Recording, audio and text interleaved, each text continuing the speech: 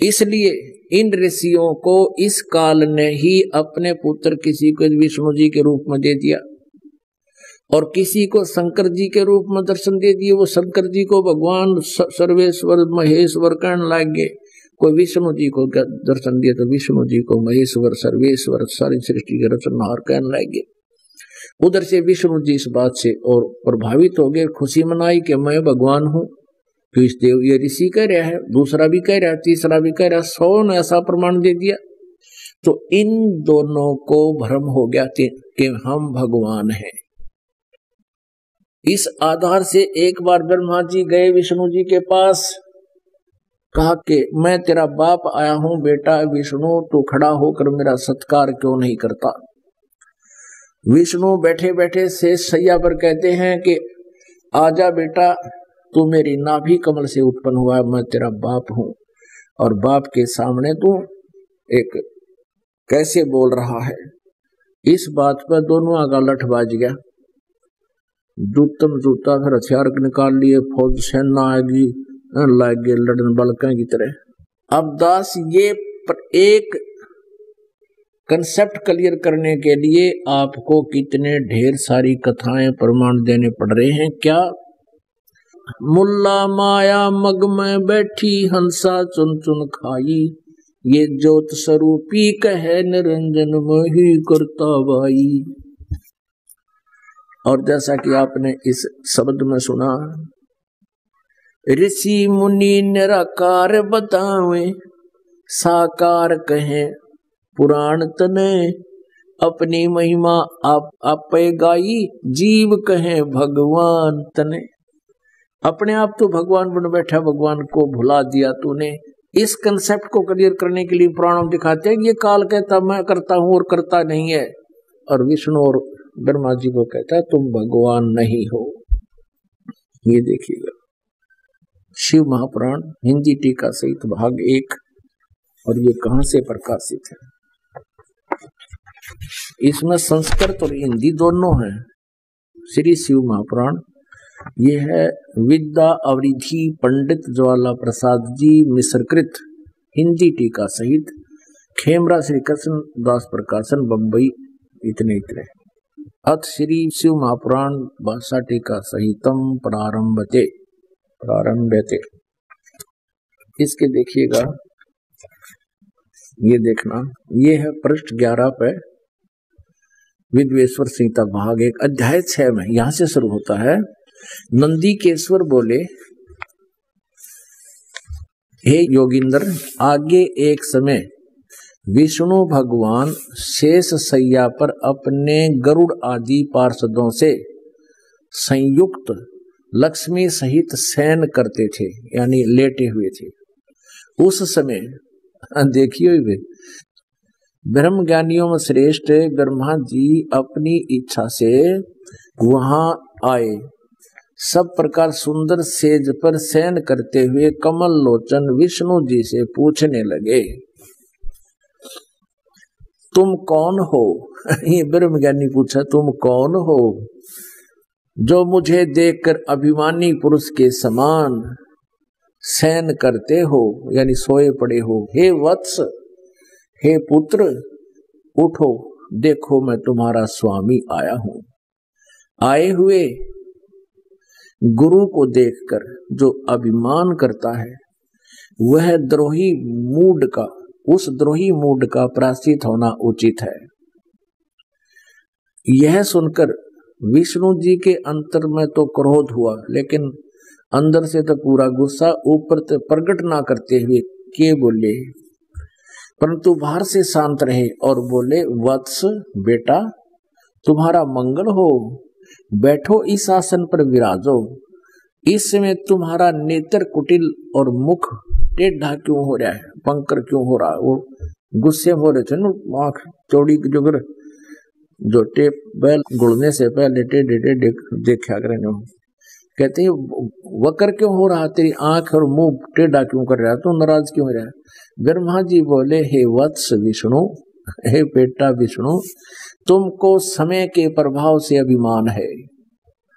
हे पुत्र, मैं तुम्हारा रक्षक और जगत का पिता मैं हूं। विष्णु जी बोले यह तो सब जगत मुझ में सतित है, तुम चोर के समान किस प्रकार अपना कहते हो?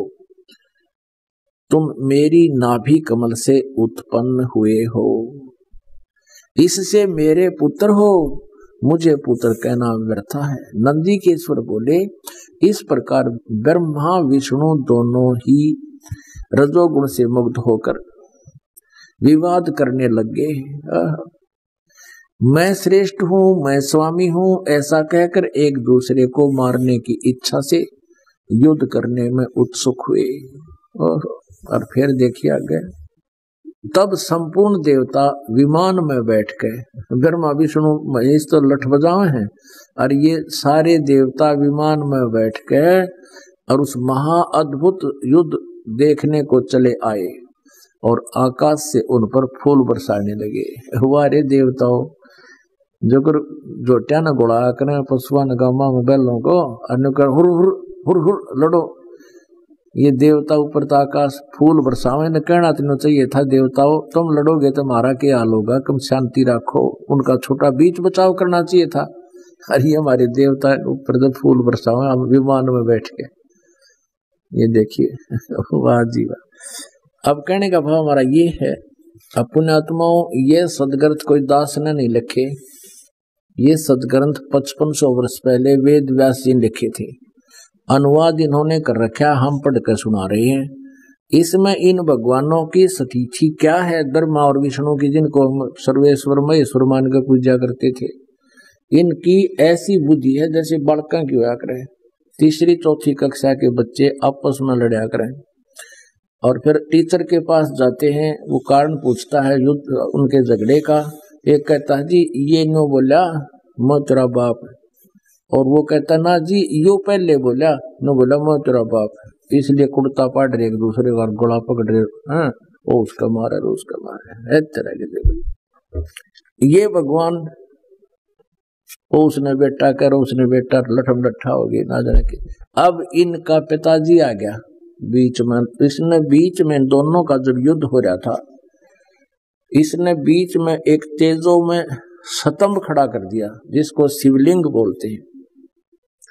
और वो तेजो में जैसे ये हीरे चमक्या करें ऐसा वो सीधा लंबा बहुत और छोर का नहीं, जैसे बहुत तेजो में स्तंभ पिलर सा खड़ा हो गया, जैसे बर्फ ने छोल छाल के मूड़ी के सा बना दें ऐसा समझ लो, बहुत लंबा चौड़ा। इस सतीथि का वो लंबा चौड़ा, तो वो लड़ाई करना बंद करके उसको ऊपर नीचे उसने ढूंढने लगे इसका एंड कहाँ है। अब सारी कथा ना सुनाकर हम निष्कर्ष पर आते हैं। तो उसी समय यू काल आ गया शिव रूप में। इसने कसम खाई है कि मैं अपने वास्तविक रूप में किसी को दर्शन नहीं देता। ये अपने पुत्र शिवजी का रूप धारण करके वहां आ गया और इन दोनों से क्या बोला देखिए, ये है पृष्ठ नंबर 17 शिव पुराण और विद्वेश्वर संहिता अध्याय 9। अब यहां से पढ़ते हैं। कहते दोनों की अज्ञानता और वैर को दूर करने के अर्थ दोनों से कहा। इस काल ने जो प्रकट हो गया, हम ज्यादा ना सुनाते अपने काम का नहीं। इन दोनों से कहा कि मेरे सकल यानी साकार और निष्कल व निराकार भेद से दो रूप है। देख किसा डेफिनेशन बता रहा है यो काल साकार और निराकार की, देखना जहां ये भ्रम पड़ गए सभी। मेरे सकल और निष्कल भेद से दो स्वरूप हैं, परंतु और ईश्वर नहीं है और कोई भगवान नहीं है। इस कारण उनके दो रूप नहीं हो सकते।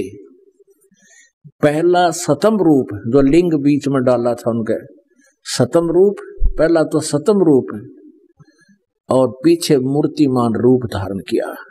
देखिए साहब बड़ी बूझ बना रहा है कि है कि मैं ब्रह्म रूप निष्कल हूं और ईश्वर रूप सगुण हूं। आगे देखना, मेरे ये दोनों रूप सिद्ध हैं और दूसरे किसी के नहीं। आगे देखना हो सकते। इस कारण से तुम दोनों को अथवा दूसरों को ईश्वर तव की प्राप्ति नहीं हो सकती। तुमने जो अज्ञानता से अपने को ईश माना, भगवान मान लिया कि मैं भगवान हूं, मैं भगवान हूं, ये बड़ा ही अद्भुत हुआ। उसके दूर करने को ही मैं रण स्थान में आया हूं। अब तुम अपना अभिमान त्याग कर मुझ ईश्वर में अपनी बुद्धि लगाओ। ओए, मेरे प्रसाद से लोक में सब अर्थ प्रकाश करते हैं। ये क्या कहे, देखो, मेरे सकल और निष्कल वेद से दो रूप हैं और ईश्वर नहीं, इस कारण से उनके दो रूप नहीं हो सकते। पहला सतम रूप तो सकल है, सतम पिलर तो साकार है, और निष्कल कहे मैं ईब थारे सामने खड़ा हूं, मैं निराकार हूं, निष्कल। ब्रह्म रूप निष्कल और ईश्वर रूप सगुण है। ये कैसे उल्टी सुल्टी परिभाषा बता रहे हैं। और पुण्यात्मा, इसी आधार से ये ब्रह्मा कुमारी पंथ इस काल के द्वारा भ्रमित पंथ है। ये क्या बताते हैं, कहते हैं शिवलिंग तो निराकार है, वो शिवलिंग दिखाते हैं उनकी पुस्तक में, और जो साकार शिवजी बैठे हैं ये साकार देवता है, और वो शिवलिंग निराकार है, और सामने दिखने लग रहा है निराकार क्यों कर हो गया। ऐसे ये कह रहा कि सतम रूप तो मेरा सकल रूप है, साकार है, पिलरत है, और मैं निराकार हूं जो ई ब्रह्म रूप में तुम्हारे सामने आ गया। अब देखो, अब हम अपने उस निष्कर्ष पर आते हैं आगे। ये क्या कहता है, ये भी सिद्ध करना है कि यहाँ ये काल बोल रहा है, ये देखिएगा। और इसमें यह भी स्पष्ट कर दिया कि तुमने ब्रह्मा और विष्णु ईश नहीं है, तुम भगवान नहीं हो। तुमने जो अज्ञानता से अपने को ईश माना, यह बड़ा ही अद्भुत हुआ। उसके उस फड़कने निकालने के लिए मैं तुम्हारे पास यहाँ आया हूं, उसको दूर करने को ही मैं आया हूं। अब तुम अपना अभिमान त्याग कर मुझ ईश्वर में अपनी बुद्धि लगाओ। मेरे प्रसाद से लोक में सब अर्थ प्रकाश होते हैं। यहाँ देखना, ये क्या कहता है, मैं परब्रह्म हूँ। देव बकवाद घड़न लाग रहा, मैं परब्रह्म हूँ और मेरा ही अकल रूप है। ब्रह्म होने से मैं ईश्वर हूँ, अनुग्रह आज ही मेरा कृत्य है। सर्वव्यापी होने से और जगत के वर्धक होने से मैं ब्रह्म हूँ। हे ब्रह्म केशव, समतव और व्यापक होने से मैं आत्मा हूँ।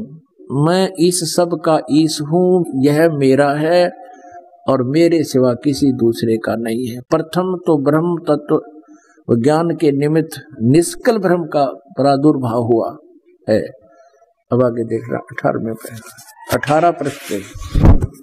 मैं अज्ञात रूप हूँ, पीछे तुम्हें प्रगट दर्शन देने के निमित्त साक्षात ईश्वर तत्क्षण ही मैं सगुण रूप हुआ हूँ। ठीक है, अब यहाँ तो ये 9वां अध्याय, ये 8वां यहाँ समाप्त हो गया। 9वां, ये 10वां शुरू होता है।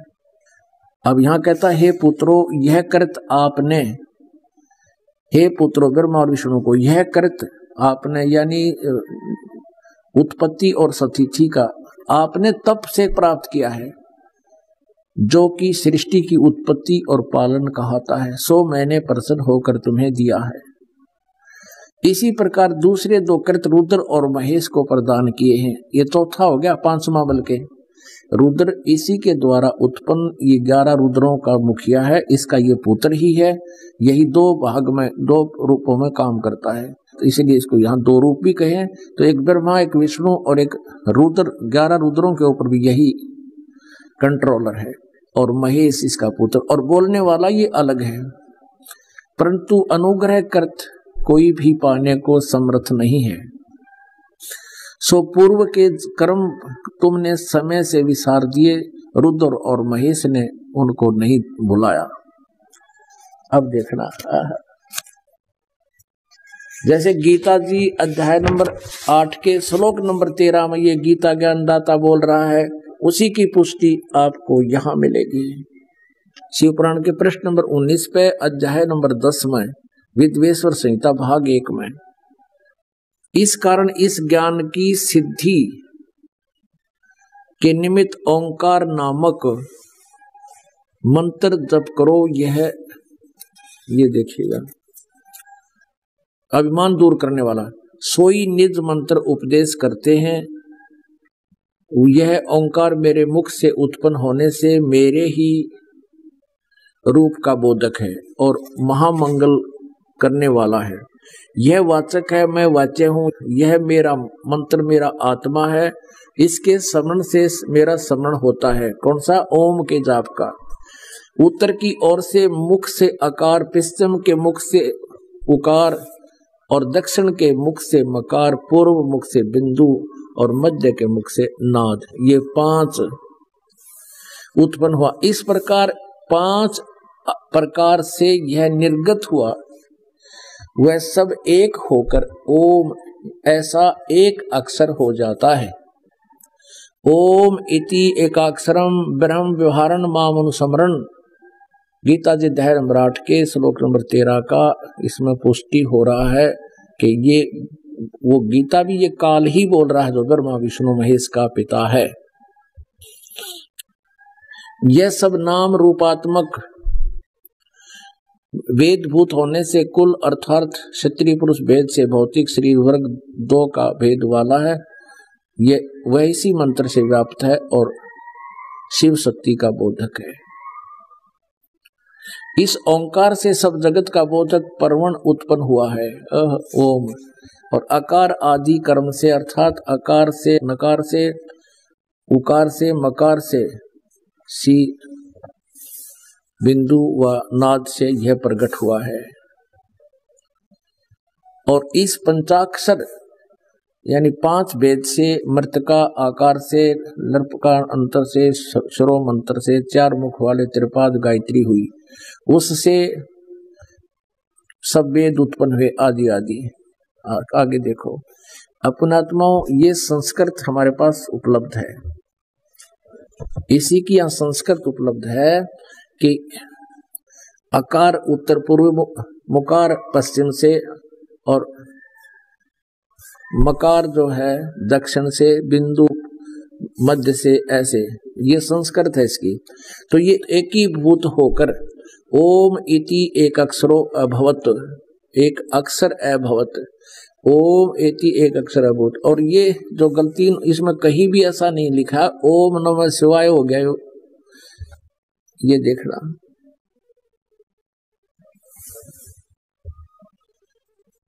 इसमें कितना भी ये नहीं लिखा है, ये संस्कृत है कि ये ओम नमः शिवाय हो गया। और यहाँ लिखा है इस प्रकार 5 आकार सीधा